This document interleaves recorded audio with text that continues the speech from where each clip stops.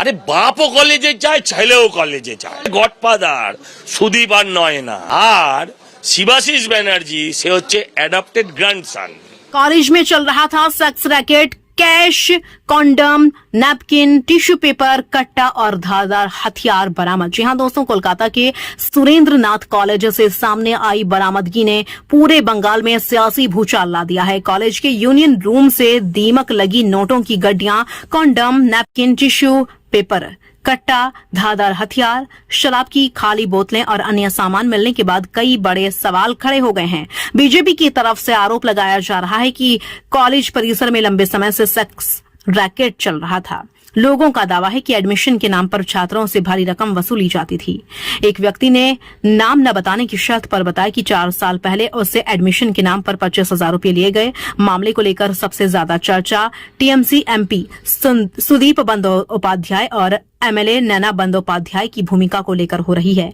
आरोप है कि कॉलेज यूनियन का पूरा नियंत्रण यूनियन के कर्ता धर्ता देबाशीष चट्टोपाध्याय के हाथों में था। वहीं कुछ लोगों का दावा है कि महत्वपूर्ण फैसले एमपी सुदीप बंदोपाध्याय और एमएलए नैना बंदोपाध्याय के इशारे पर लिए जाते थे।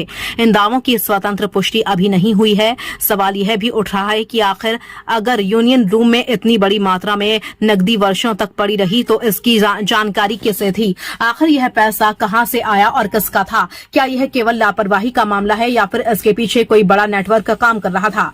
और खास तौर पर एयर कंडीशन रूम, उसमें कॉन्डम, नैपकिन, टिश्यू पेपर, कट्टा और धारदार हथियार की बरामदगी ने कई सवाल खड़े कर दिए हैं। क्या एजुकेशन की आड़ में सेक्स रैकेट चल रहा था? क्या एमपी एमएलए के इशारे पर ये अब चल रहा था?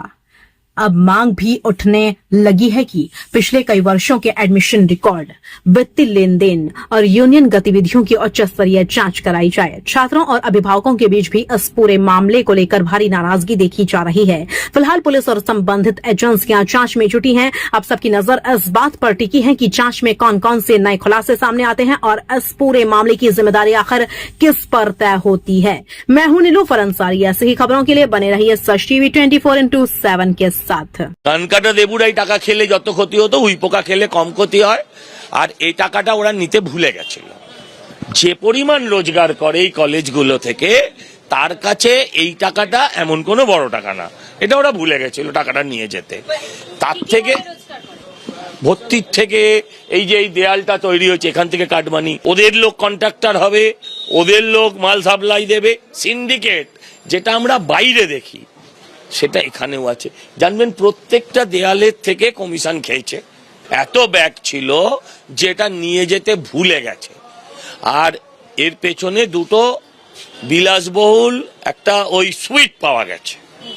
হ্যাঁ, 2 কামরার একটা সুইট পাওয়া গেছে।